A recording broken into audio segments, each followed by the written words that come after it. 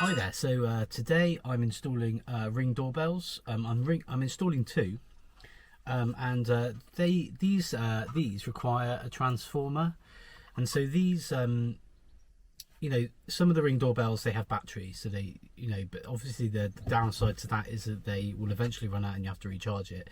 But with the Hardwired Pro version, they require a transformer, and what a transformer does is it takes the 230-volt supply which we get in our homes, and it converts that down to 12 volts or 24 volts in this case.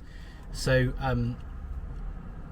it then goes from this transformer to the Ring doorbell, and basically this is I'm replacing doorbells that have become faulty and they just don't work very well. So I'm using the old bell wire as well because it's only 12 volts, which is really useful.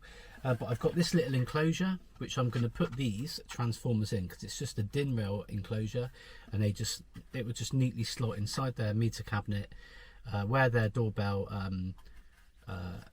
where the doorbell supply is already, and it's as simple as that really. So I will go and do that now, and I'll do a little video to show you exactly what I'm doing. See you later.